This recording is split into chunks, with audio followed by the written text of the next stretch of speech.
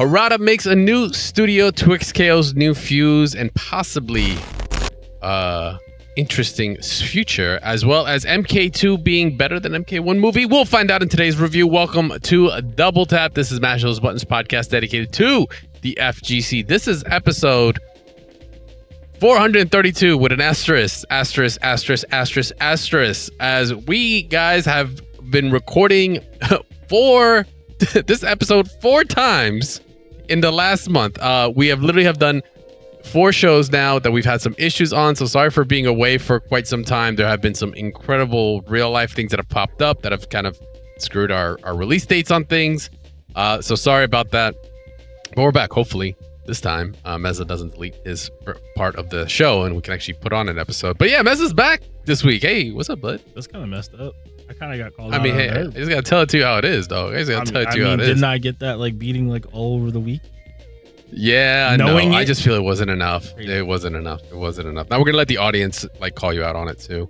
So Static G is also here in the building, and he is just foaming at the mouth to talk MK2 because he was the first one of us to watch it. And actually, in one of our previous episodes that we recorded, we even did a spoiler-free kind of review. So we're actually gonna go through it, but full spoiler mode on this one. We'll get to that later on the episode. You ready for this, man? You ready to talk shop? It's a long time coming.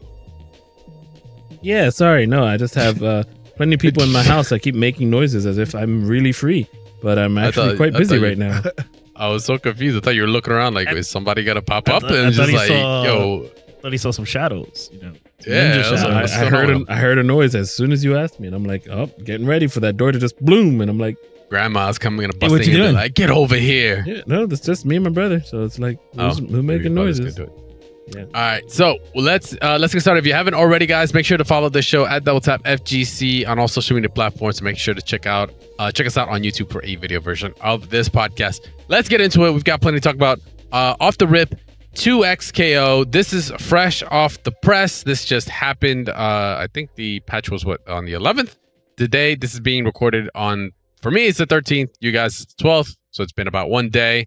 But a new patch has been brought out right before Combo Breaker that's going on later this month, which is what a little bit of maybe possible controversy is going to be coming out of this. We just stopped doing that. Major patches before tournaments? It's so stupid. I mean, there's so many tournaments though, man. Like, you can't, like, it's really difficult to schedule things around. I know. As long as there's anything egregious, which it is. Might be something more, but I mean, my thing is this. You had Evo Japan, drop it right after Evo Japan. Like, literally, the day after. Yeah. That's the smartest thing you could do. Because now we're playing, we at least have a whole month, roughly, into a new patch. But whatever.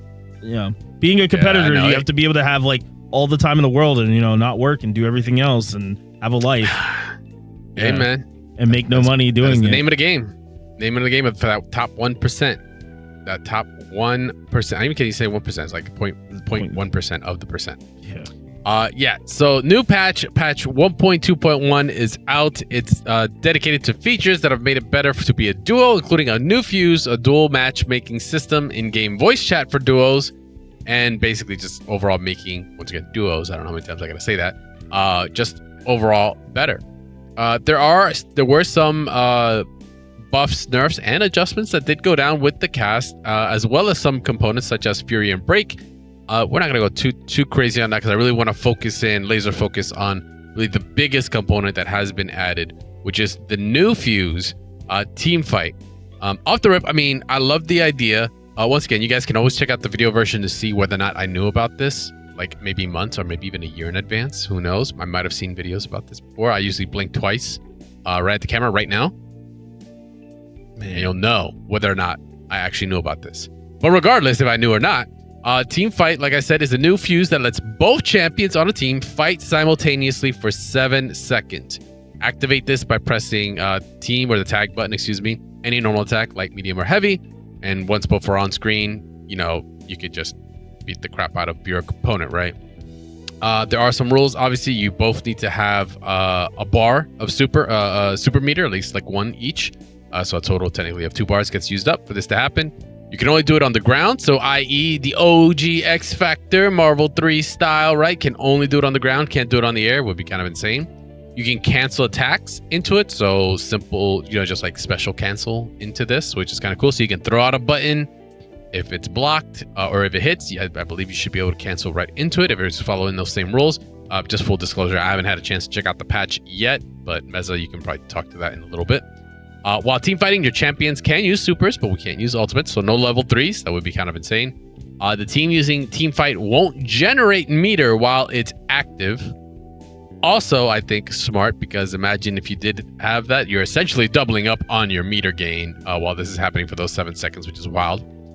Team fight lasts for 7 seconds, but when the team fight champions are hit, the timer is reduced based on the damage dealt.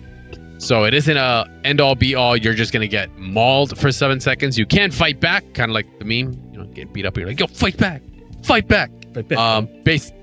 Fight back, dog. Basically, you can do that, and then the team fight ends instantly if a champion is hit by an ultimate. So expect level 3 reversals kind of being a thing, to just basically knock that shit off. Team fight is active. The assist champion has special restrictions. These were some of the major things that when it was first introduced, like a lot of people were worried about. But luckily on Riot side, they're like, hey, we know you're gonna be worried about this, so let's just get to it right now. All attacks count as mid. Yep. I know. Let me give that one more time for you. All attacks count as mid. That means there is no, this is the ultimate mix blender fuse that it's like high-low, unblockables, hard-to-blockables, good luck next, roundables, none of that. Like, it's all mid, so you only have to worry about the point character that was out in terms of how you need to block. All their attacks will come from the same direction as the point champion's attack, similar to how assists work, and they cannot throw. Also a very big deal, because people were also wondering, like, yo, if you could throw, this could open up a slew of crazy situations that are just damn near unwinnable.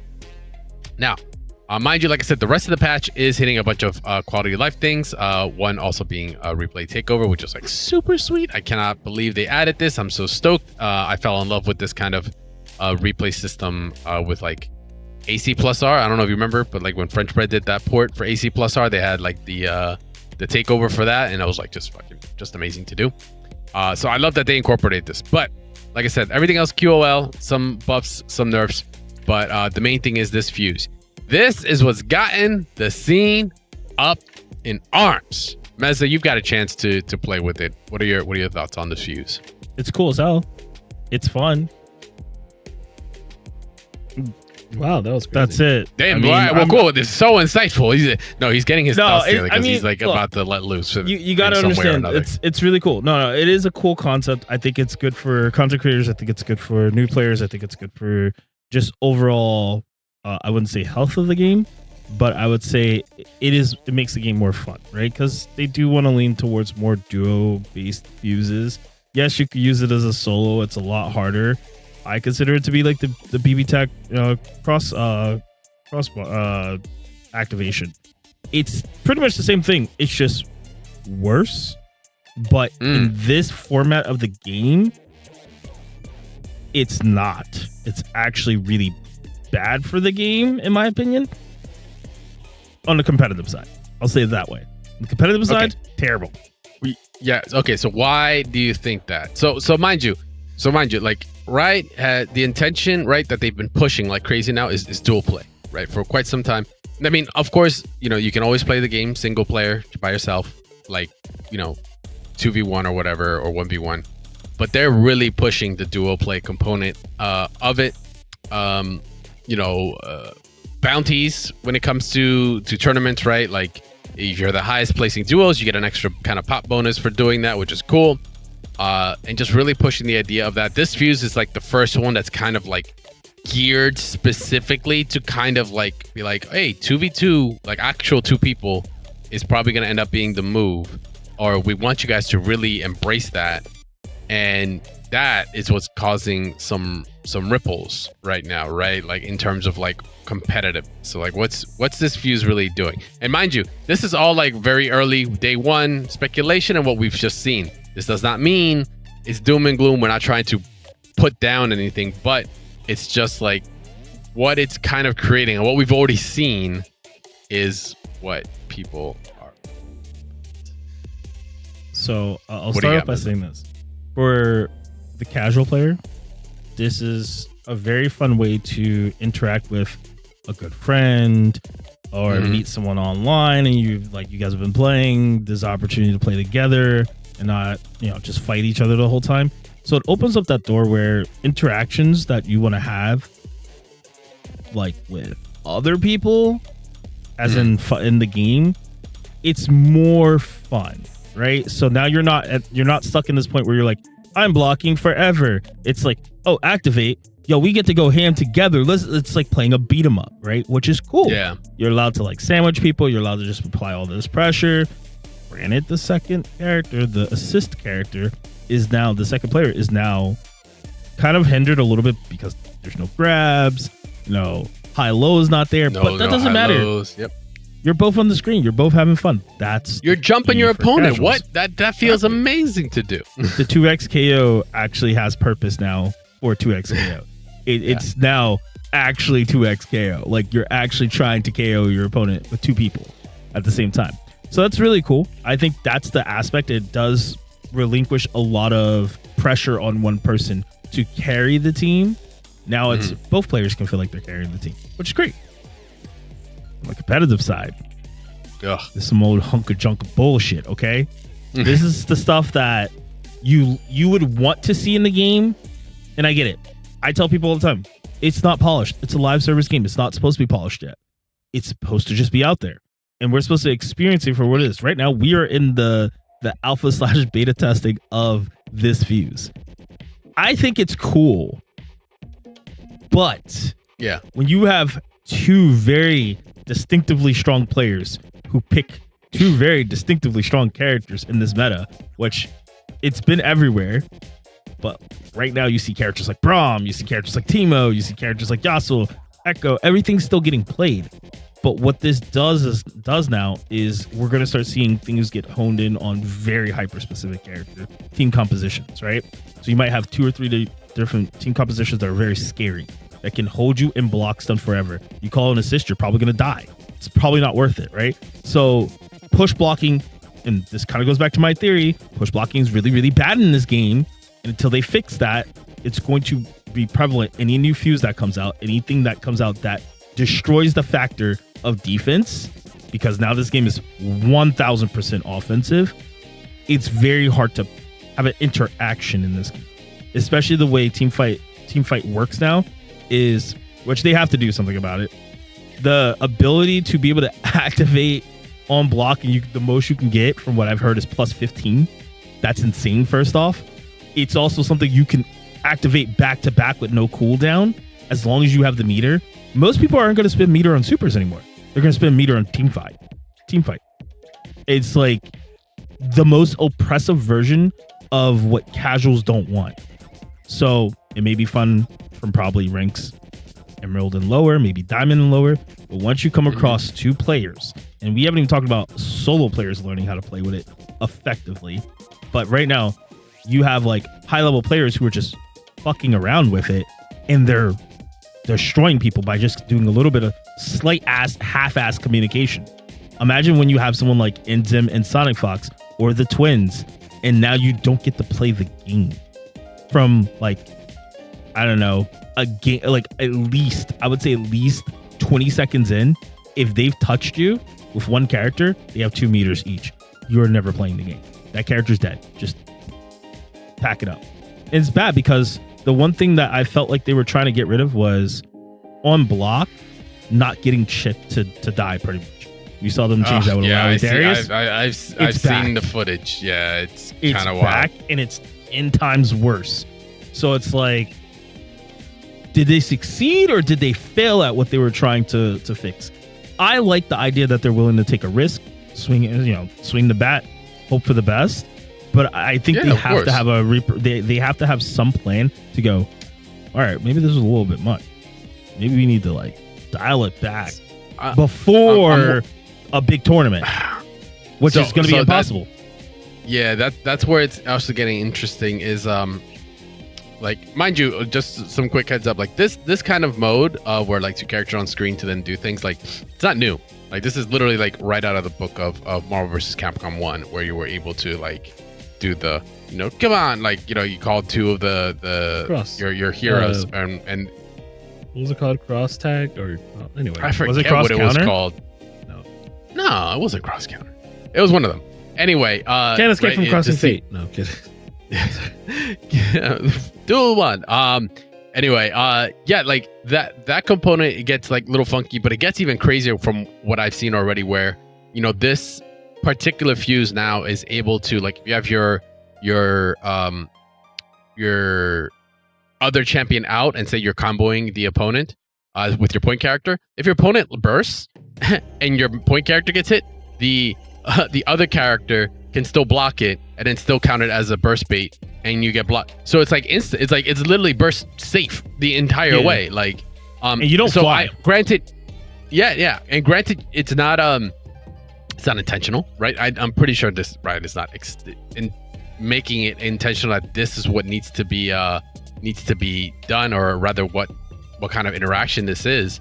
But the problem is, like, things like that. It's like, that's a very powerful thing to have, and the timing, once again, is what's trippy. It's a fun fuse for what it is, which I think maybe that is the direction Riot's trying to go. It's like, this is not, like, maybe we might be looking at a non-competitive design fuse that, like, could possibly get banned in tournament play. Like, it sounds weird to say, and you go like, oh, that's terrible, it should be everything. Like, I get that, but it might be kind of like, if it gives you, when dual play gives you an advantage over single play, I get that Riot wants to push that direction, and because it wants to evolve, like fighting games to some degree, right? It's always been 1v1. Yes, we've had like our dips of 2v2, and they just want to evolve it. This is not in a way of like of having an agenda to like, oh, it must always be 2. It's like, no, like, we just need to try things. Like you said, they are willing to swing the bat and see what works, what doesn't. So I'll give props to that. But the second that 2v2 or like a duo has an actual advantage over single competitively, and you got money on the line, and you got, you know, people that are trying to build out of it, like, that's for me, that doesn't feel great, because it doesn't allow anyone to just play whatever. They can, but they will always play knowing it's a disadvantage, and that is by then choice. Maybe also, like, you know, imagine where you go to a tournament and say, like, your duo can't make it, right? Like, maybe someone's sick, maybe, you know, blah blah blah, like, this didn't happen. Now you're just hindered naturally, like on a foundational level, because of it, and it's like that doesn't feel great. Now, I don't know. It's so weird, because that's the beauty about like fighting games and esports to a degree, is that, you know, it's very malleable compared to like traditional sports. Like, you don't see that happen in like baseball or basketball. You have subs if something happens. You have substitutes. Yes, it is what it is. But it's not like, okay, well, my team has 6. Now I will only play with 5 players versus 6 on the other team. Like, that doesn't seem good. That doesn't feel like you know, it should be a direction we can take, or we should be able to take. So that to me is what this fuse has done, is like, it's really kind of pumped that conversation up even more. I hate this, because it feels like we've already divided the community with so many different fighting games already. Now we're doing like this subsect of dividing, and it's gonna happen. It's gonna happen as much as we may not want it. You're gonna have the people who are like, duos should be the only mode that matters, kind of like Smash, right? In Smash, singles is the only thing that matters. Duos is kind of like, you know, doubles is kind of like a side thing. Now it's reversed for us, where it's like 2x KO. Doubles looks more like that. It's called crew battle. No, it's not. Is it not? No. 2v2. They do have that, but it's not called that. No, they still call it doubles. I'm just saying. I understand. I'm kind of just agreeing, because competitive Smash is just, hey, we made our own rules. Let's play this way, and which that's is fine. kind of why Nintendo is like, we'll just give it to y'all so y'all can do it with Final Destination on any stage and blah blah blah.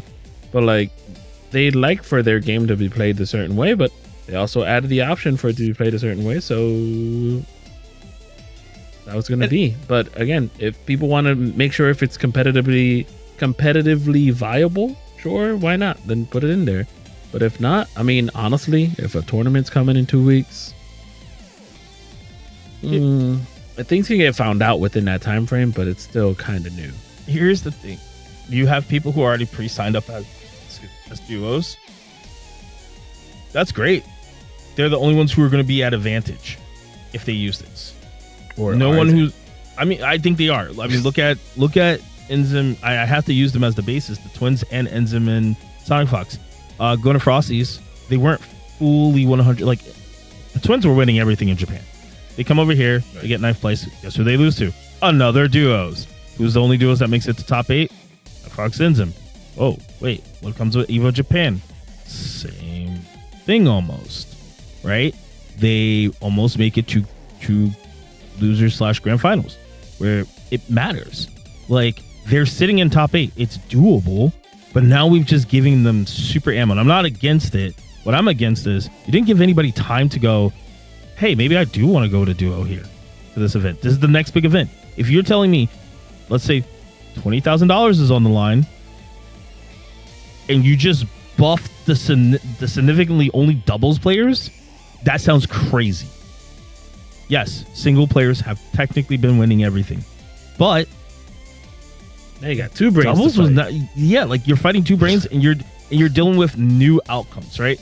So I don't think I have so much a problem with the fuse more than I have a problem with the direction of when they release stuff like this. This is a big pivotal change in the game. We're like a week and a half out, roughly or so, to Combo Breaker. All the registrations are locked. So if me and Gabe wanted to be partners, we can't do that now. Nope. There's no changing that in the bracket. So you've hindered some people who might have seen the opportunity to enter as a duo and have an opportunity. Now you're just telling them go to Las Vegas, Evo, or go to another event that's somewhere in a different part of the country, part of a different country. So it's like really weird the way they're doing this. I like the fuse. Like I said, I like the fuse. I just don't like the way they implemented it into the system that they already have going. Maybe this is a type of fuse that you implement on the downtime between 2 big tournaments, right? Where it's like at least 2 months in between, maybe 3. Right now, we're just at a weird point. Like, if you release it after Combo Breaker, we have like 3 weeks before Evo. So it's like, what the fuck are we doing, man?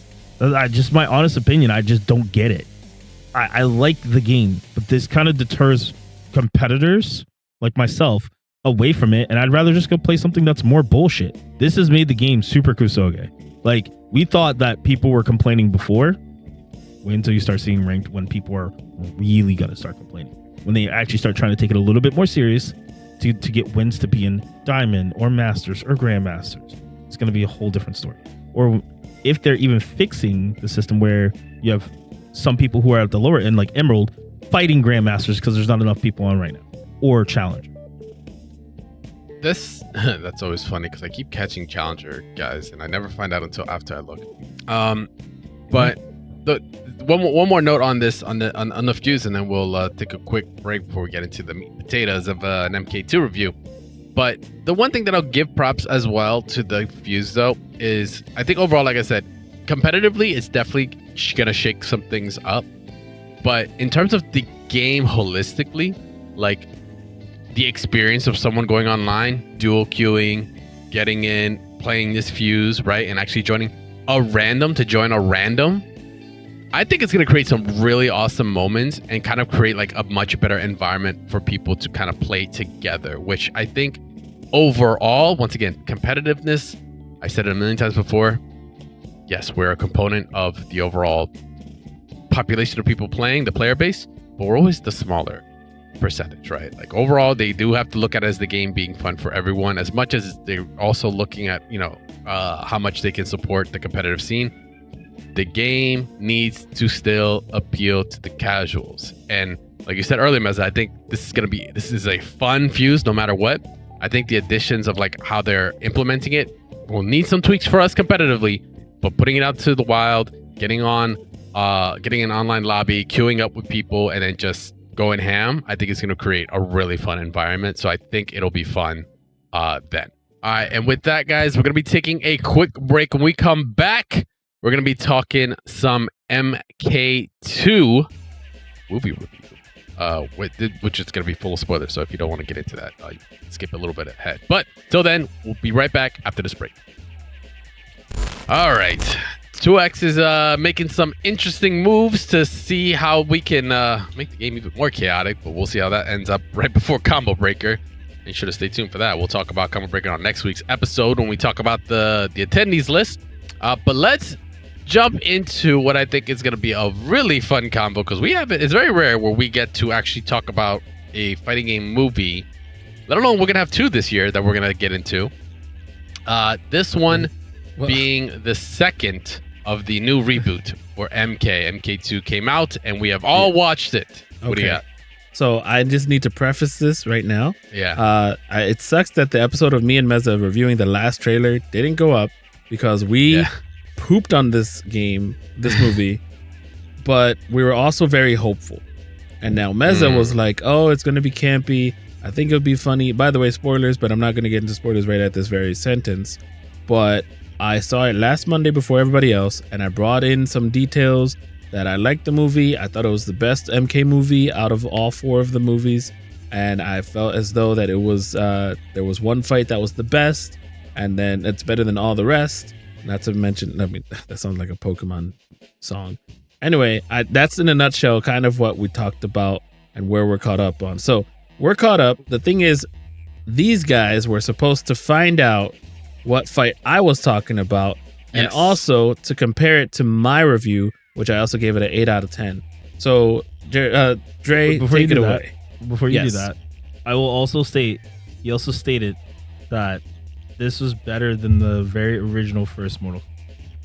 I did state that. This is top of his list. MK2 is the top of the list when it comes to static. All right. So before that, here's my preference. Just a real quick story here, because I just put myself in a situation when it came to this freaking movie. So I watched it. It was yesterday. Yeah, it was yesterday. It was on Monday when I got to watch it.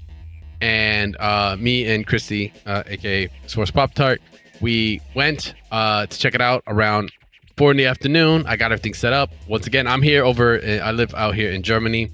And you always double check your times because they have different languages and all.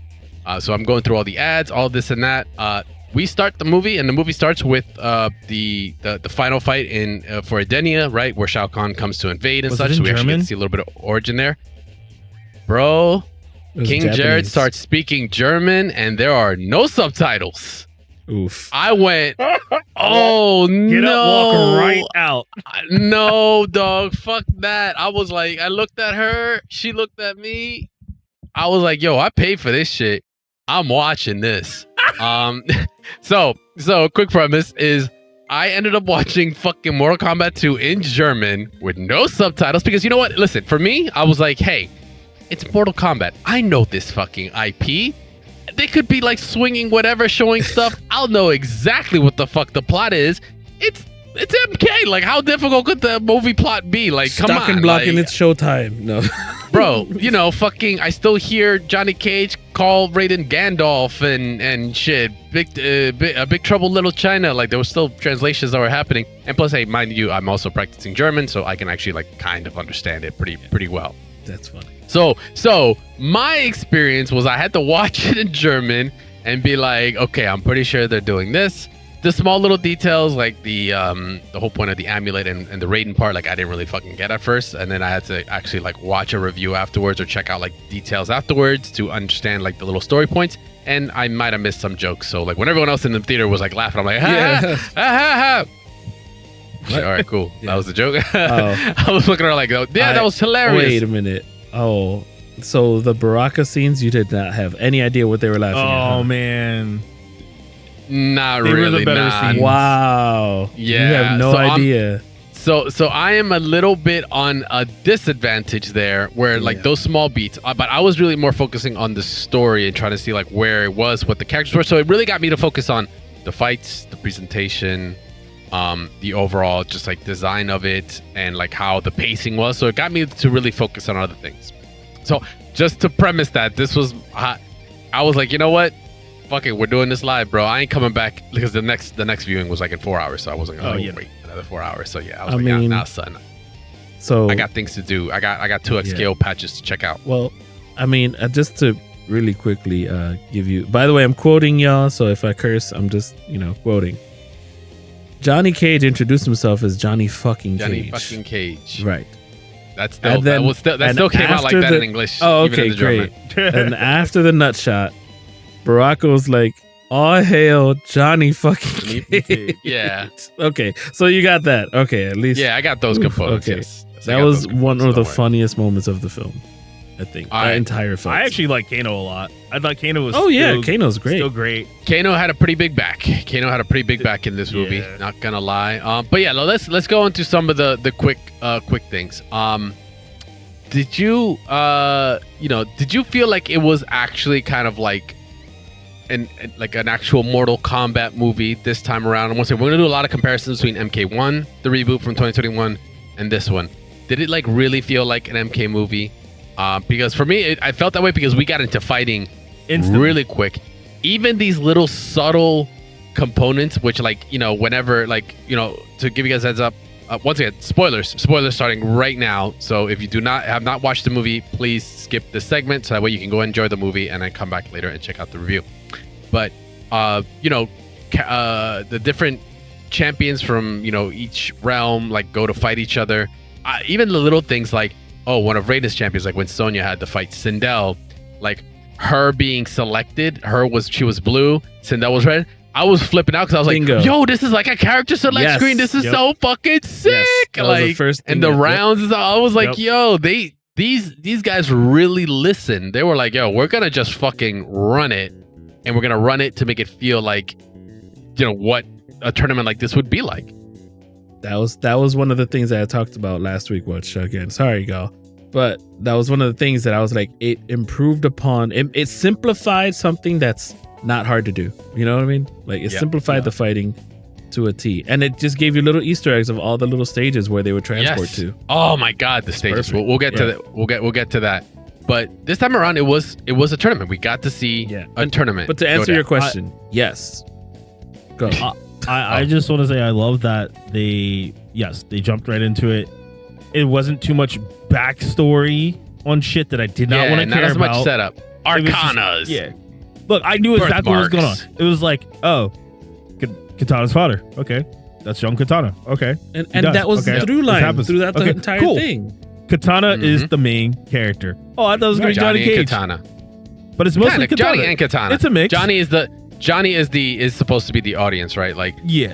To come to see it through his eyes. Like last movie it was Cole. This movie it was Johnny. Cole saw through his eyes, that's for sure. Yeah. I felt like it was very exactly like I wanted. I wanted it to be a campy movie. I wanted it to not fucking bore me with story. The first 20 minutes of story, 10-15 minutes of story, and I'm like, okay. Everything else is just let's fucking go. And it's just rolling down the hill. It was still setting up. And you know what? I'll give them props because this is the most I think we got to see Edenia get shown off, like when the invasion happened. We always got glimpses or maybe I'm talking in the games themselves. Right. We always got endings or whatever, you'll get maybe small flashbacks, but you actually got to see King Jared's always he was there. Then he's just like, ugh. I'm dead because he always fucking he's like Uncle Ben, he will fucking die. He's your canon. He is the canon event. He will be stabbed. He's like, please just let me go. Please stop rebooting. Dude lost his fingers. I don't want to keep getting shot. I'm talking about Uncle Ben on that one. But we actually got to see Edenia before, right? And when Shao Kahn actually came to conquer, and we got to see the actual fight between the two, which is funny. I had heard instinctively, I'm not the biggest Game of Thrones fan. I haven't watched a lot of it. But that match reminded me of the Mountain versus Pedro Pascal's character. Very similar. And I was like, yo, this is this guy's a behemoth, and this other guy that is holding his own is doing it. But I'm like, I don't think it's gonna end up fucking good. And sure enough, it did not. It did not end up good for King Jared. He got some good shots in on Shao Kahn though. I really thought that was a really cool fight. And for them to just kick it off like that, because I was like, I don't know what the fuck's going on, and then it was just okay, I get that part. Okay, we're just we're throwing us into it. Cool, let's go. You are my daughter now, Katana. Oh. I was like, I don't know if that's how that works, but okay, let's continue. If you are listening, guys, and you're okay with being spoiled, don't go see this movie in like normal theaters. Go see it in IMAX. It's highly necessary. Gabe did not get to see it in IMAX because it's premiere, but I told him go back. You guys didn't see it in IMAX? Oh my fucking god! I don't know if I did. I mean, German's Actually, probably double check. Is it a little bit different there? No, they have IMAX and shit, Okay. Screens X and all this other stuff. The $20 I spent felt so worth it. It was so worth it. I was like, I didn't have to hear another movie shaking the fucking whole place. I just heard that movie, and I will say, I think I'm gonna start getting earplugs for IMAX movies. It's loud as shit. You were at the Chamonix? I bet. Yeah, but like it's just loud as shit. The Chamonix main 2 theaters are like really far away from other ones, so you're good. Yeah. Go on, man. Dre, you were saying? Sorry.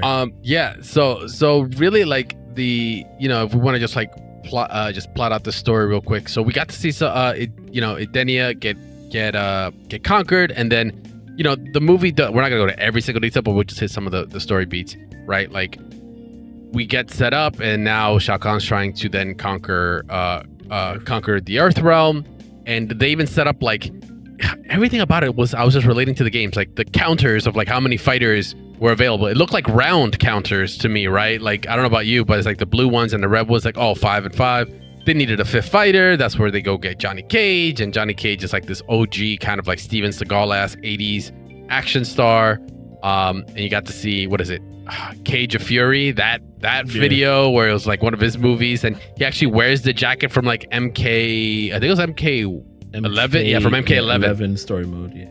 Yes, from story mode and such, and it was just over the top. And it was. Did you see the homage for the original movie when he had the bow staff? Oh yeah. Okay. The classic. Yeah. The classic. The of course. pose from the MK1 movie. That was pretty cool. Yes. Yeah, it was cool to see that. And then like, yeah, they basically just do a premise of like, oh, Johnny Cage is, as what the trailers basically showed, he is just this washed up, quote unquote, actor, right? He's going to conventions and he's just showing off, but like no one's really going to him. And then Raiden approaches him and with Sonya, very like MK1-esque, actually. Yeah. Like I don't know if you like were catching it and go like, okay, they kind of pick, because literally like Liu Kang, Scorpion, and Sub-Zero and MK1 like literally went to his mansion and was like, hey, we're bringing you in. And then that's when also Kenshi then got involved, this, that, and the other. But like, I was like, oh, okay, cool. They're like picking pieces from kind of like a couple different places here. That was really interesting. And they're just like putting it all together, and they're not going so hard as to trying to build like original story to kind of explain it. Like, I can't remember if anyone even said Arcana in this entire movie. And remember, Arcana was like the part that was in the last movie where it's like, you have this mark, that means you have special powers, you must awaken it. They were like, fuck it, we got fucking reptiles, we've got demons, we got this, who gives a shit, run the set. It's literally how I saw it. Like they were just like, yo, just run it, no one's gonna question why. We've got gods, demigods, we got demon overlords and conquerors. Like, yo, mince the details, run the set, run the hands. I will say, I'm not going to say it now, but there's a certain moment in the movie where you're like, oh shit, yeah, he got set, something just got told to him. Right, fuck it, run the set. That's exactly what happened. I'm not going to say it. We'll get there. We'll see which one it is. We'll see which one it is. But yeah, so we got the Johnny recruitment, and then it just basically goes through the beats of different fights, and then come to find out like the MacGuffin of the movie, right? MacGuffin meaning like the X factor, the main component of the movie, or maybe an item or something, is all about Shinnok's freaking amulet. So we've like kind of combined a couple of steps here. We kind of took like MK2, 3, and 4 and kind of been like almost not all of MK3. Got rid of MK3 is a little bit more wilder, but like components there with like Shao Kahn and all that. And we kind of like squeezed it together. And it's all about this amulet, and they need to power the amulet with the essence of Raiden, of a god, to make Shao Kahn immortal, so that way he doesn't lose in these fights, right? Like that's like kind of the big thing. And like I said, not going into every single detail, but like they achieve that. They have to be able to resurrect certain characters to get it, which I thought was freaking dumb. Yeah. Like, so they have to resurrect Kano, and I'm not saying resurrecting Kano was dumb. It's just like we need him to know where the amulet is, because he took it in the first movie. That was like an Easter egg in the first movie where he stole the amulet, because it's literally the same one that you see in MK4 as it was depicted, and subsequent games. And they have his body, and he gets resurrected, and it's just like, oh, it's in my pocket. They're like, we I was like, fucking check. What? I was like, they obviously just wanted a reason to bring Kano back, which I was like, okay, which makes sense because Kano was pretty much a fan favorite in this movie at this point, and I get why. Like, he was kind of like the dichotomy to Johnny as well. Like, he was like that. He had some really good zingers and his attitude and all that. I just found it funny that it was Carl Urban doing the Johnny Cage while the other gentleman's Ozzy. I was like, exactly. Do we get something switched here? Like, I felt like it was one of those... Shrimp on the Barbie. Oi, oi, oi. Like, is it... No? Oh, okay. I felt like it was one of those things that bringing back Kano, just a liked character. I mean, I thought he definitely helped the first movie be actually enjoyable. But this one, it was kind of like icing on the cake for me. Because when, I don't know if you heard it in the theater and understood it, but Katana was like, I think it was Jade or Katana was like, oh, we didn't even need him. We could have just searched his body. Why don't we just kill him? He's like, whoa. Yeah, I'm already here. Like, it's fine. Don't do it now. But yeah, and he didn't even get his metal eye, and I thought he was gonna get a metal eye this time. I did and too. And then Quan Chi just like makes him an eye. I was like, oh, which one? By the way, Quan Chi, right? Like in the game. In the movie. Once I saw him, I was like, yeah, we're going the Shinnok route. Well, it was a telltale. I just have a feeling that a little bit of a fast forward, kind of like halfway through the movie, Shinnok and Shang are able to get the amulet, and I immediately was like, oh snap!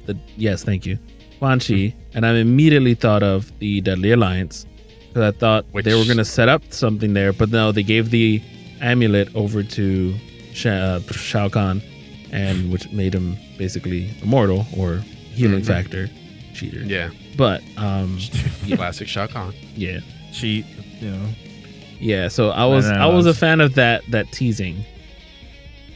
So that's something that I really like as well. Can I just say for another Easter egg? Another Easter egg. Can I just say for the record, Quan Chi was kind of a little bitch in the whole movie. He was like a super like jobber bitch. Like they just punked him the whole movie, man. But that's fine because he doesn't fight. He needs all of the sorcery stuff.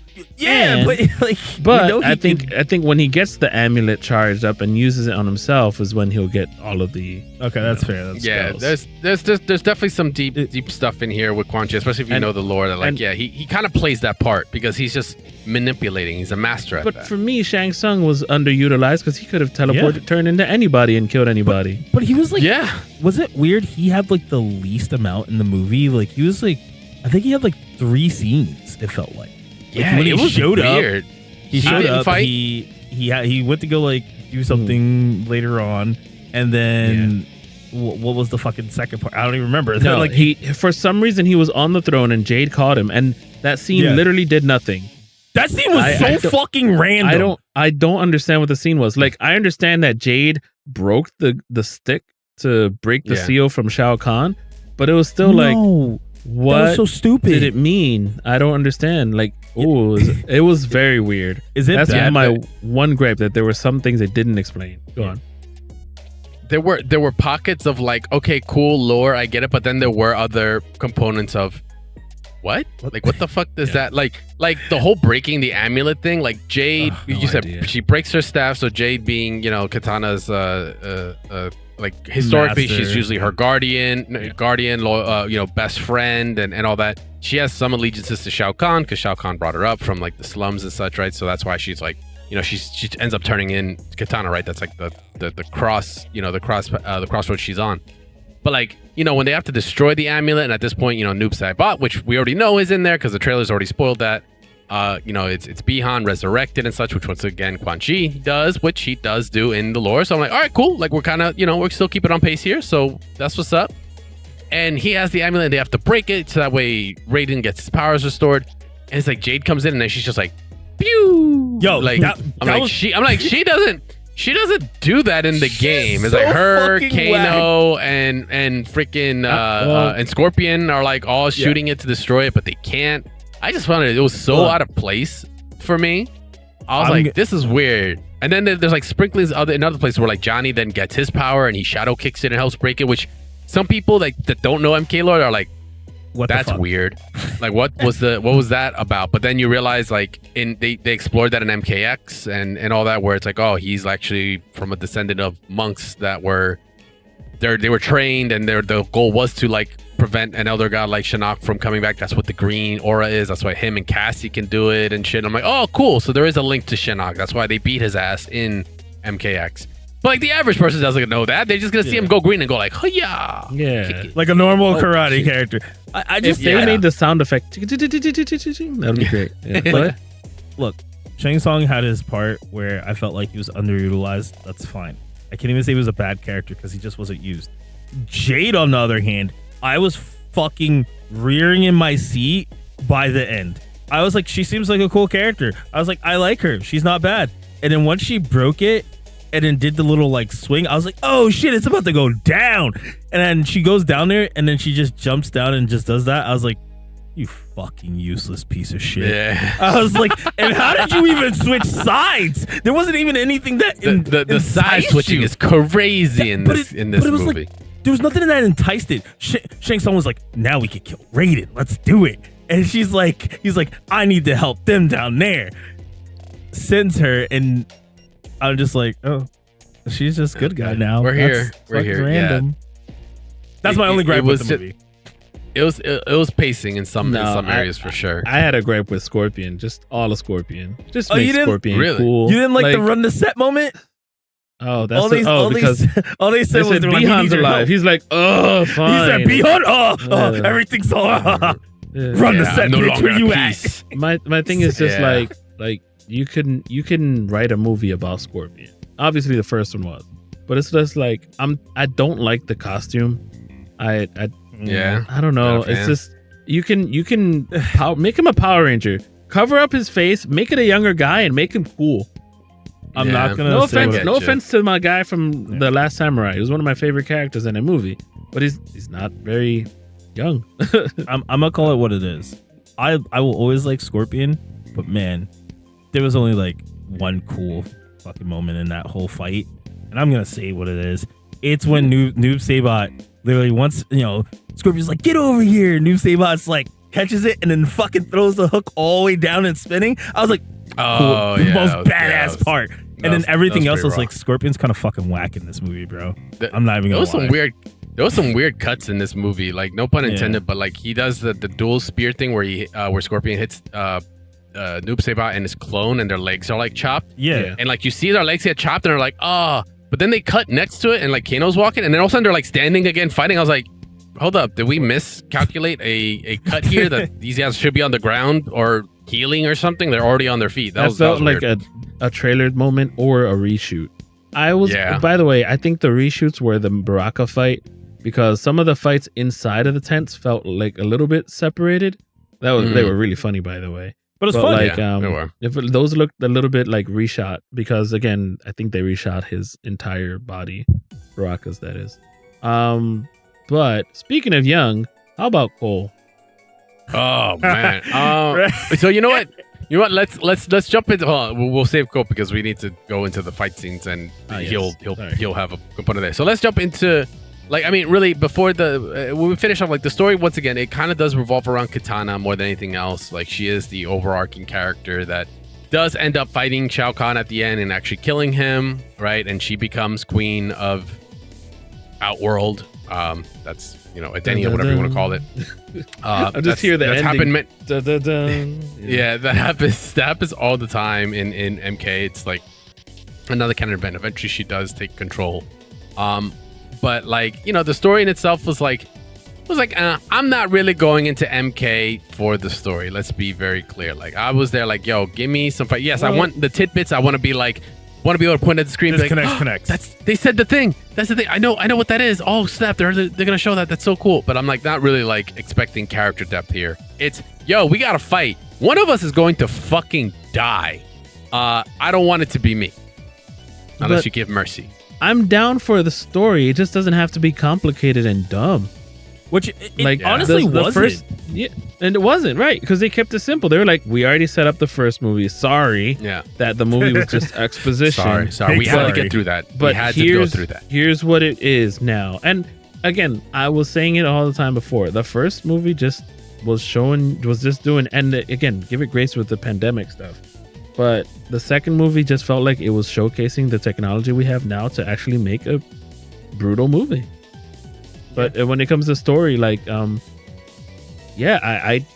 didn't mind the story. It was a through line. Like the last one tried, but the first and the ending didn't just mesh up.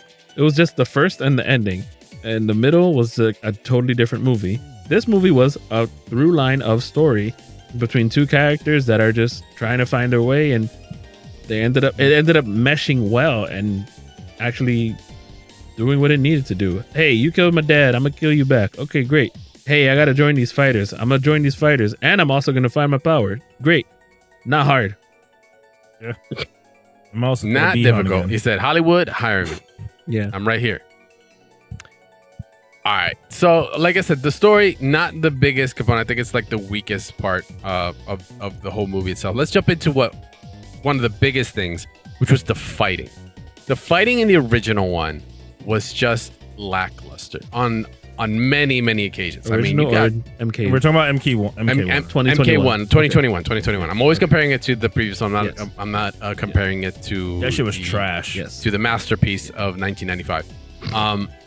But yeah, the last one, it was just all over the place. It just couldn't read the fucking room correctly, I think, and the fans. I mean, you're fighting Goro in a goddamn barn, and you kill him off that way from an original character with plot armor, literal plot armor. Yeah. It just like you're like at that point, like you've lost us. You're gone. Here, they were just so quick to be like, Edenia, here's the fight. Now he rules everything. Okay, cool. We'll jump a couple minutes. All right, fucking first one off the bat. I believe the first one off the bat, if I remember correctly. Sonya versus Sindel. Before that, Johnny Cage's movie versus Katana. Okay, Johnny Cage's really movie was bullshit? and Katana slash Jade. Yeah, but I'm thinking tournament. I'm thinking more just tournament. okay, like so where I'm expecting brutality to happen. So Katana versus Johnny is the first one. Yeah. Which I thought that fight was amazing. Yeah. I actually loved the choreography. Really? I really liked okay. I actually liked the choreography of that movie. That first fight, I was not a fan of. It got me concerned because it was a little zoomed in, and I was like, I don't know. There was a lot of jump cuts in that first fight. Like they didn't want to get Carl Urban's face hurt, know? Or maybe the girl couldn't fight. I don't know. Aside from the Jarrett fight, because that was dope. If we're talking about the Jade training bullshit and the Johnny Cage, no. I was dude. Moving that away, I was like, I liked the way Katana was fighting. It really showcased what she was capable of doing. Yeah. Because I'm going to say it, we did not get to see that again the way I wanted to. I thought she did not fight as cool as she did against Johnny Cage. And granted, she wasn't trying to kill him. We get that. But it was cool the way you saw, like, Johnny is washed. He's trying to figure it out. He's trying to pick himself back up. But Katana's like, I kind of know you're not like you're just annoying. You're like a fly. I could kill you at any point, but you just keep running. Nice. Yeah. So I'm going to make it happen. Yeah. But I love the things that they were trying to do. They're trying to showcase that she uses the fan. She can do all these cool things with it. And that to me was really cool. It was like artistry style, right? There wasn't really a fight there, but it was more the artsy aspect of it. I was like, okay, this is nice. This is a good way to introduce me into it. I like the little homage. I don't know if you caught it, but the fan spinning in front of him, and he was kind of mesmerized by it. It reminded me of her little debut in MK2, where she had the spinning fan, and it would like levitate you. But the idea is like, okay, well, it's not gonna levitate you, but it's going to stun you by like distracting you, and then she like throws the other one. I was like, oh, that was sweet. I see you there. I did. Like So the Johnny Katana one, like, I give that a solid, like, if I like 1 out of 5. I would say 3.5. Yeah. 4 is generous. It was the middle. Oh god, Sindel, yes, shit. The Sonya Sindel. Okay, the true star of that fight is the pit. They both have great things about it and have terrible things about it. The great things, yes, it was the pit. I was like, as soon as I saw those columns and the spikes, I was like, I know where we are. I was actually fanboying out a little bit. I was like, I never thought I would see this because it looks really close to the MK1 pit, the actual OG one, bottom of the pit where you fight Reptile and such. I was like, oh my god, it's literally that. And then the little things of like they actually pop up instead of constantly being there, I'm like, oh, okay, I get it, because it lets them actually run around and but still have a threat of something in the environment. And then Sonya fights Sindel, which I was very surprised. 'Cause I was like, damn, this is kind of early. I thought Sindel, thinking of like MK Annihilation and like, you know, the MK lore, I'm like, she's kind of a top tier fucking character, right? And MK9 alone, she fucking bodied Earth's, Earth's champions, right? Like, I still don't know to this day what she ripped out of Jade when she killed her, and I don't want to look because it still looks kind of grody. Xbox 360 days. I just think it's weird because she's a Revenant, and what we'll get to later. Yeah, you know what's funny? You know what's funny? I didn't catch on to that until later because I was like, the fight happens, and yes, we get an awesome stage with the pit. And then we get to see both of their powers get shown off with Sonya, obviously with her rings, energy rings. But we got to see the Sindel scream. Oh my god! And I was like, sweet, that looks great. When I saw that, I was like, I think Static will be happy because if y'all don't know, Static is a Sindel it's just about it. He has posters of her all over the room. You can't see it on the camera, but it's all over as well. That's the one character. Anyway, look. I liked how Sonya went behind the pillar just to get away from the screen. I was like, oh my gosh, I do that in video games. Like, exactly. But I thought the fatality was cool. The spike in the spike in the dome. The two first of all, I thought she was done after the two through the chest. I was like, all right, cool, she's dead. Like, nah, or you're really gonna be dead. I'm gonna just push you through this fucking spike. I was like, all right. Well, we might as well use it. That's what I meant by, like, not just that fight, like the Jade and Jax fight. Those fights, I felt like when I said that it was crunchy, like the show, the movie was crunchy. You can tell the cuts. Yeah, injury prone. No, I mean like crunchy as in like people getting hurt. Like, I'll just say for the Sindel and Sonya fight, there was like very lackluster choreography, right? I just got to be honest. It's a limited space. No, let me stop. No, dude. I mean, there's so many cool things they could have did compared to looking at the other stuff. So I just felt like it was a little lackluster for how cool the place was. And I was like, okay. I mean, you got to have that one fight, right? That one fight, I guess. That's kind of. Yeah. So before we get into that one, let's jump into you were just talking earlier, Cole, right? So we ended up getting to Cole very early on. And this is, mind you, at this point, Shao Kahn has received the empowerment from the medallion and such, right? They had already attacked Raiden. And like I said, this is kind of at random where they're picking people.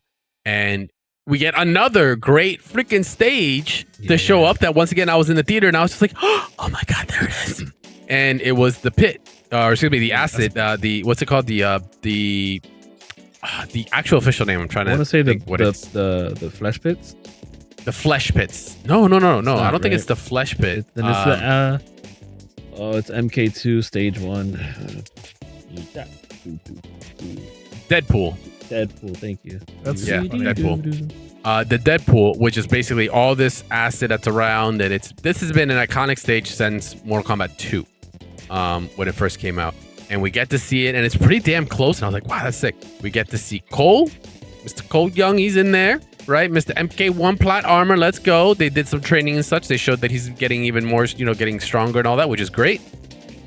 Versus Shao Kahn, dude. And the fact that he was fighting his own battles was so cool. I was like, yo. Yeah. I mean, spoilers. Once again, we'll get to that point. But I was like, yo, you are so fucking dead. It's not even funny. There's no shot they're putting you against Shao this early on without something intervening to save you, or you're just dead. I actually like. I'm gonna give y'all a heads up. That motherfucker did not survive that fight. Yeah, I've never seen the disrespect of a character so hard that I felt like the producers of the movie were like, we heard you guys, and we're going to fuck him up so bad in this. I felt like they achieved exactly what I wanted, which was Cole had less lines. They were more impactful, and actually, I do it for my daughter. Meza, I do it for my daughter. No, those lines are fucking trash. He had like one like family. He had a family line, bro, that was pretty trash too. But it felt more reasonable because he was kind of like telling Johnny Cage like why he does it. He's like, look, we're all out here fighting for this shit too. We didn't want to be here. And I'm like, oh, Cole doesn't have that many lines, but he has lines. Holy shit, that's cool. But once he got to the Shao Kahn fight, I was like, oh, he's definitely dead, right? Because like we know what's happening. He doesn't. But it was cool to watch how well he was fighting, because I felt like that was such a missed characteristic in the original one. And I was like, holy shit, Cole's fucking cool. And then he died, and I was like, fuck, I wanted to see more Cole now. And I'm kind of glad we didn't, though. Okay. I wouldn't go so far as I wanted to see more Cole, because I still didn't like the idea of an original character being the main character for an MK. I'm like, that was just like that already put things really bad for me in the first movie. So he was broken. Like, Let's be real. He was a broken character. And if they left him in there and didn't have him fight against Shao Kahn, I think he would have been fighting him at the end. We would have had like Jade versus Katana, right? Because that just would have made more sense, unfortunately, for if you kept Cole alive. But killing off Cole was like, yo, Cole pretty much ended Shao Kahn at one point, if he didn't have the immortality.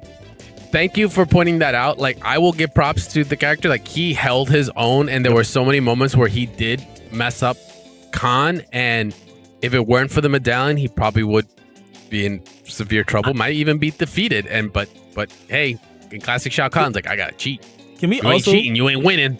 A real side tidbit. Can we also congratulate them for making Shao Kahn so fucking cool in every single fight he is? They did such a good job. Him just putting that hammer down, bro, and fucking going with the fisticuffs. I was like, oh shit, it's happening. I was like, it's really it. My guy did not have to hit Sonya the way he did. Yes, he did. He did. We'll get to that. We talked about this. She was dead. Let's be real. He said she was done, and the thing was like, I was like, oh, okay, all right, keep going. Yeah. But yeah, so Cole ended up getting facing off against Shao Kahn in the Deadpool, and my man took the actual thoroughbred fatality to the face. Got tripped over. His head got squashed. The only area that didn't have plot armor on him. Damn, sucks. And the disrespect. I don't know about you, but the disrespect of then, like, we're not only gonna smash his head in, I'm gonna dump this body in the acid. We will never see this motherfucker again. It's fucked up. He didn't even do it with his foot. Your kids won't bury you because there won't be nothing there to bury. He didn't even do it with his foot. He just slid him off with the hand. Yeah, you slid him. He was like swatting a fly, and you're like, ew. I was like off oh a windshield. shit. He was just like, ew, get away from me. I literally said, oh shit, in the movie theater, and then I was like, well, I guess that sucks for Cole. And they slid him off, and I was like, oh no, bro. That's that was rough. Yeah. That's a main character. You can't do that. All right, so that was like one of the other memorable fights for me. I mean, I think we can go right into the best. What I think it. Well, actually, you know what? Before we get into the best fight, we're gonna take a quick break because we're gonna talk about the last bit of the fights, and then we'll get into some of our final thoughts on the movie here. Guys, we've been enjoying the review, been enjoying the episode. Stay tuned. After this break, we're gonna be finishing up our MK2 review before we end up on this episode. So don't go anywhere. We'll be right back. All right, we're back. We just talked about how, once again, spoilers. 3, 2, 1. Spoilers as to how Cole, the MK2 production basically listened to everyone's problems with MK1 and said, don't worry, we got it. Want more violence? You got it. You want Cole dead? You got it. We're going to put them both together. You want better sets? You got it. They gave us the trifecta in one match, and Cole Young got destroyed out of the franchise. Okay, I don't say the franchise. It'd be kind of trippy if they ever brought him back in actual MK games in the future. It's possible. Possible. I don't know if it's the right move, but we'll get to that. But let's jump into what I want to say, like, is going to be the fun segment. I'm going to count down from 3, and we're just going to say what we think was the best fight in the movie, and then we're going to end up discussing it. I feel like everyone here is going to be in agreement. We have not discussed this. We're doing this live right now within the recording itself. So you can just say who versus who, right? After I go to 1 and I say 0, go for it. Ready? 3, 2, 1, 0. Liu Kang versus Kung Lao. Yeah, okay, cool. Yeah, everyone knows that was a ridiculous fight. You know what? It's the one set that we know that is so much green screen going on there, but I don't care. The choreography was amazing. The fighting was amazing. They made Kung Lao's like actual moveset so effective in this fight. Except for one move. There was only one move that I didn't like, which was the break dancing. I'm gonna stand on my head and slide. I was like, that's the only thing that was kind of that put me back. I didn't care. I didn't care. I was like, that didn't look right for me. But everything else, Can we just say he was like, first off, he fucking sucked in the first movie. He was ass. Who is this? They fucking redeemed him beyond a doubt. Yo, his intro basically when we were like, oh, Kung Lao's back. But the way he really introed, where he just like came in and he was like, they're like, oh shit, Kung Lao. Oh, hold up. Is that Kung Lao? Yeah. And he didn't have the hat on. Revenant Kung Lao. Yeah. Revenant Kung But like, Lao. if people, so if you guys, when you guys go see it, you'll see it's fucking dope because you just see the fan fly, his hat fly around. You're like, oh shit, okay. And then Kung Lao just shows up, and they're like, oh, Kung Lao's here.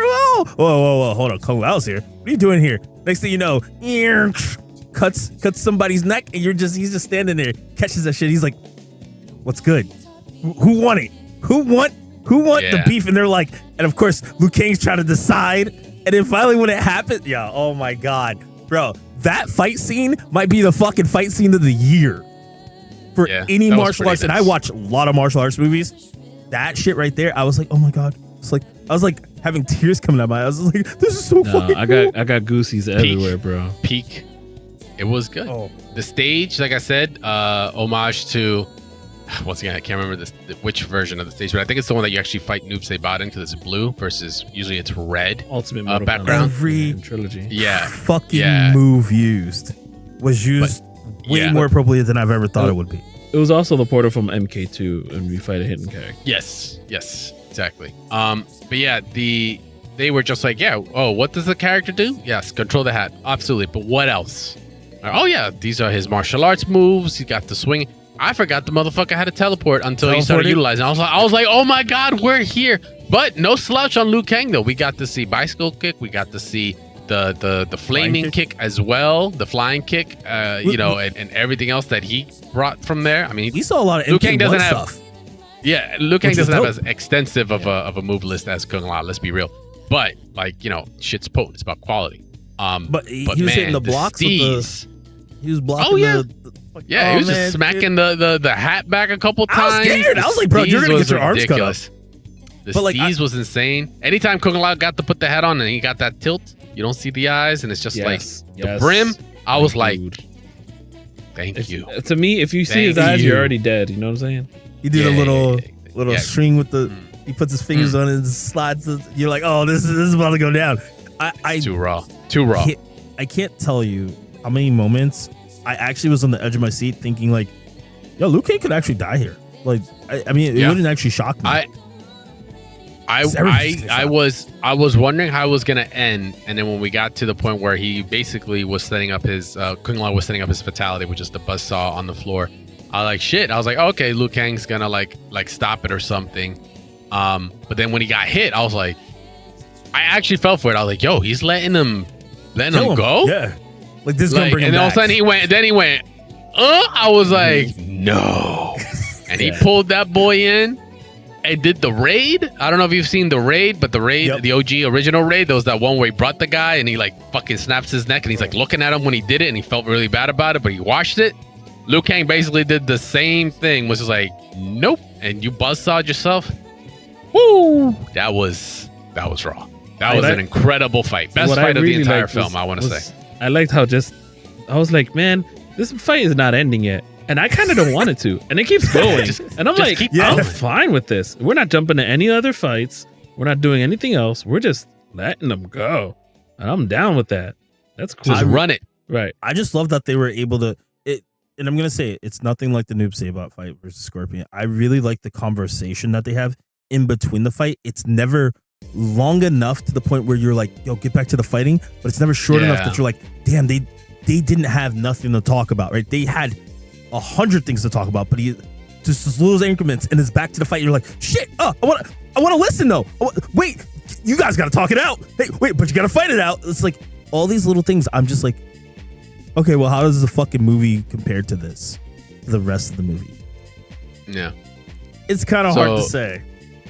It's a little difficult, but I mean, like I said, they definitely took to heart all that feedback, and definitely delivered in these kinds of beats in these fights. This one, I think, just being the peak of it all, as it should, because it was, for those that know the MK lore, like that's a big thing when Kung Lao does die. I'm sorry, Kung Lao just does fucking 2 for 2, bro. You died in 2 movies already. You're gonna go for the 3-peat? Bro, Who knows? He died in the Scorpion's Revenge one.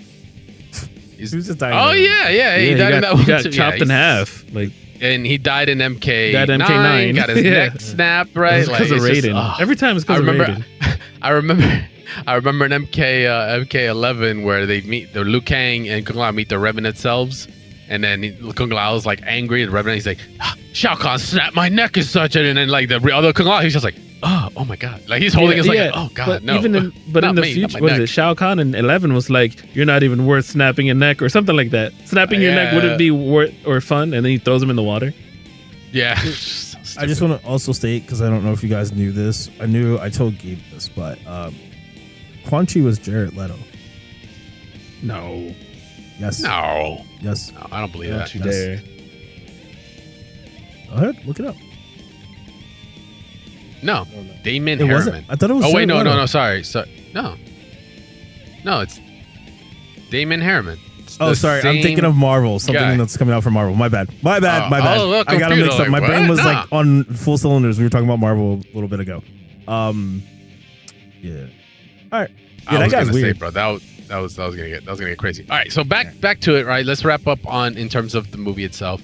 But like I said, there was some incredible fights. The story wasn't too wild. Like I said, you got your MacGuffin. There was some interesting banter. Johnny Cage was interesting.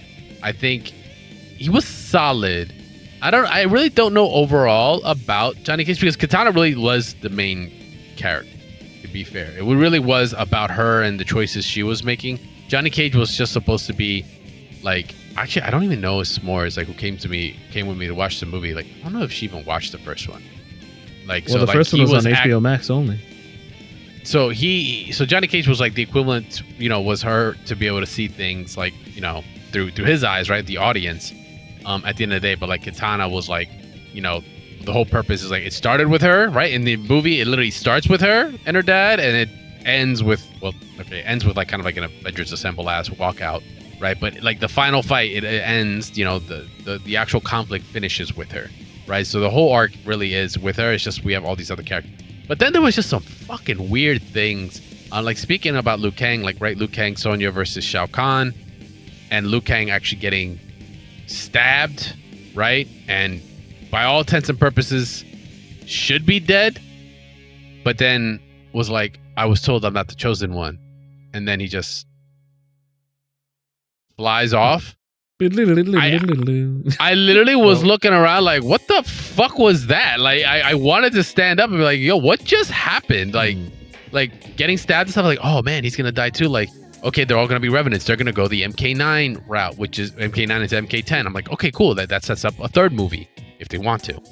Unless we make him Fire God, the Fire Lord. That's God or whatever. That's the part that I was like, yo, did they just ascend this motherfucker like to Fire Godhood? Like, what is happening here? Like, they just did not explain it. It is just the loosest of threads. Shit at the screen.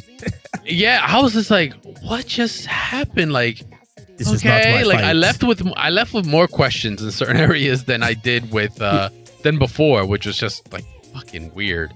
I don't know if you knew what he said, Ray, but he definitely was like, he literally said, "Oh, I'm not the one to beat you, Shao Kahn. Yeah, I'm not the chosen one. Yeah, this is not my fight. But I won't die here." Which is why I was thinking of MK9, because in MK9 there was the whole thing of like, oh, he must win, and he thinks you're the chosen one, so you must win, and it goes into this whole thing of like, oh, he was wrong, like Raiden seen wrong visions. But there was just weird takes like that. But really, after that, and yes, we conclude, and which, by the way, fuck, man, what a way for Shao Kahn to go. That, the Katana fans, the actual, like, play-by-play on the fatality with the double head split, nice. Very also, nice. I don't know if you peeped, she did what her dad did, too. When she stabbed him. Stabbed him underneath it. I thought I saw that. I saw that, too. I was like, oh, hey, look at that. It was, like, slightly different, but she did the same, just about the same move. Kind of like the same move, right? Yeah. Good shit. Y'all talked about fights, but we kind of skipped like the second best fight, which was Shao Kahn versus Liu Kang. Are you talking about like where they were all fighting in the room? In the hallway? Yeah. It was cool. That big throne room. That one was dope. I just like the dragons up top. That was pretty cool. He's like, I'm gonna burn you, basically. And by the way, and Jack's fights were actually pretty cool. Jax felt strong as hell. So I liked his Until he lost Jade an and arm. Jax fight, but it felt a little like Arm. I was like, man, this is like a lover's quarrel. I don't like this. I was like, let's not do that shit. Yeah, there was some intent. There was some tension in there. How's Jackie Briggs Yeah. made? No, I'm kidding. Yeah, right. Who's her mama again? But I mean, Jax's death was pretty fucked up too, man. I mean, I wasn't expecting that. Oh yeah, Jackson. They did not I'm hold like back waiting on, for it to I- happen. Yeah. I forgot. Yeah, like you know what? Characters that are just getting destroyed. That's why I was thinking more on the MK9 thing, because like by the end of MK9, like I said, they're grabbing all these fucking pieces all over the place, and I'm like, it's gearing up, and I'm like MK9. A lot of the characters, minus I think maybe 3 or 4, it was like Sonya, Johnny. No, it was no, Jax no, was it a was Revenant. only Sonya, Johnny wasn't a Johnny, Sub-Zero and uh, Raiden. Like Yeah, Raiden. Yeah. those were it. Like those are the only ones that survived. Everyone else fucking bit the dust. Like they were actually no. Sub-Zero died because he was a cyborg at that point. He died as a cyborg and got returned as a Revenant. So yeah, it was just Sonya and fucking Johnny and Raiden are the only ones that lived by the end of MK9. Everybody else got murked. I'll still never understand Everybody how Sonya got survived that last hit. Murktality. Yeah, I don't know. Yeah, She I she want to literally give shut the props to things off. Sonya. Sonya got the shit kicked out of her throughout the entire movie and just stuck into it like an actual soldier. Thank Bro, you, she- General. I appreciate your service. The last line she says before getting hit, she goes, she frees Katana. She goes, "You have to fight." And all you see is Shao Kahn's hammer hit her in the face. Don't- She goes, "Fight." I was like, first thing I said, "Oh, she dead. She's Heaven or dead." hell. And then somehow she's She- still alive. I'm like, bro, How are you that not? wall. How are you not coughing up your ribs right now? Like, that is impossible. He There's hit her no in the way. face. Was it? Oh yeah. She just had like the Yeah. single blood pool. Like, I was like, like- ma'am, you should have forgotten algebra from that hit. Like, you should not even know your name at this point. You're redoing first grade. She should be paralyzed. Her back hit Yeah. that fucking wall so hard. No. Hey man, But it's military I tough liked it. over here. Yeah, Jax wasn't Yeah. military tough enough. Yeah, Jack's unfortunately. That's why. Isn't Sonya the commanding officer? Whatever. Anyway, yeah. So overall, like I said, the movie, I think if you really like, it tried to take itself serious in some areas, but in others, it clearly didn't. And if you like that kind of camp, go for it. You'll love them. We don't expect it to be like this all. Like, oh, they're gonna flesh it out and it's gonna be so serious. It's like, no, it's not one of those. If I were to rank the movie in my top in terms of where it is, I give it overall. I'm not gonna go through the whole list, but I would give it overall. It would be number 2. I can't put it as my number 1 because the reason number 1 has such a, and is that a nostalgia thing? Like, sure, okay, I could say for a degree it's a nostalgia thing, but not completely. The 95 film was just a product of its time. That's just how 90s movies were. So it's like fucking, like it did a great job with what it had. It was like, okay, CG, not the greatest. But other than that, like they made it work out. Yes, they tweaked a couple things, but they made it work into what like a 90s film was then. This one leaned way more into the lore and such, and great. It did incredible fights. Like the fights here, you can't even compare them. Like between the two, like I don't know. I still think Liu Kang Reptile is like probably like the pinnacle of fighting because it was just people like fighting each other. It was just like we are going at it. There weren't no crazy powers or anything, right? But like they were just duking it out. And at the end of the day, that's what it was meant to be, right? Just a couple martial artists going at it. Then it gets a little wild, as it continues. But this one, the Kung Lao, Liu Kang, I kind of would have a hard time, to be honest, between the two now, going like, ooh, it might overtake it. But nostalgia, I think, is the only thing that's really saving me on the Reptile one. Plus the soundtrack. I can't get over it. banging. The soundtrack in the original one was just so much better. Like we didn't get as many like iconic moments to play a dope track in this movie that like made me go like, yo, banger. Like the Reptile Liu Kang one for 95. As soon as you hear it, Reptile, and that the theme hits, that's it. You were just like bumping and watching. Like this one, I didn't get that. I didn't get that situation. See, you mentioned the music. That's why last week, I wish y'all could hear last week's, but my 4th ranking is the MK1 movie, like the 2021. And then it's Annihilation. Annihilation is better than the MK 2021 because of the music because of the costumes, because there was just things in there that I can still watch the Mortal Kombat 2 movie, Annihilation. I'm not gonna enjoy it, but I'm gonna laugh at it. Okay, so yeah, maybe I will enjoy it. Power. What? Oh yeah, you need to find your animality, man. And Cyrax, Jax, and Sonya fight is still my favorite fight. It's so funny because there's a scene where Jax and Cyrax are in the back balleting because they don't know they're off camera. So they're fake kicking each other. Yeah, they're just fighting putties in the background. It's so funny. There is some classics. I personally have to put this as the number one. Yeah, same. What? Yeah, same. And here's my reasoning why. I'm sorry, 95. They failed you. They do not believe. 95, as much as I love that movie and I've watched it in many formats, many ways, I think that as a kid, you look at it like, wow, this is amazing. This is like a video game movie, right? It's the way it's supposed to be. And then I look at this and I go, I'm an adult now. I'm older. I can criticize this a lot more harshly. And I think I put a lot more harshness on this movie because of the first movie. And I was like, you know what? This movie kind of hits it right on the nail, right? I like that it's not too long of a story. It's not too long of a movie. The story's not drawn out. And here's the thing. The actors are not the pinnacle of what is going on because the old movies required the actors to be that. So I give like certain aspects to the original, but something about this just like it kind of like brought a form of joy. Maybe it's because we haven't had good, more game movies, but this definitely just I think it's going to turn into a classic like this. The Voldemort line, like I don't even care about Harry Potter as much, but the fact that they were just shitting on Quan Chi like 90% of the time, I was like, this movie's great. Like, I hate Pennywise? Quan Chi. They call it, right. I was like, I hate Quan Chi, but Kano has made the movie almost as enjoyable as watching the original because they had funny lines like that, even if it was like misplaced funny lines that you're like, why the fuck did he say that? But it's like, that's why this felt great too, because I was like, there's no reason to attack Quan Chi. He's like, oh, you put it on, you got more mascara over there. He had to I was like, oh my god, he must have been improvising stuff. Like he 100%. definitely was improvising. Hey man, I was walking over there. I thought you were behind me the whole time. Like, come on. The thing is, they also gave me characters that I would have never seen in the original movie. So seeing Baraka and seeing how cool they actually made him enjoyable. He's not like some whack ass jobber.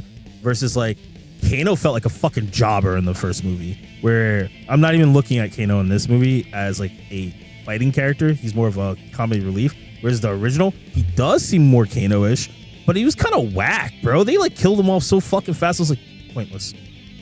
You made him seem like he was supposed to be a big factor. So yeah, I like this movie for a different aspect.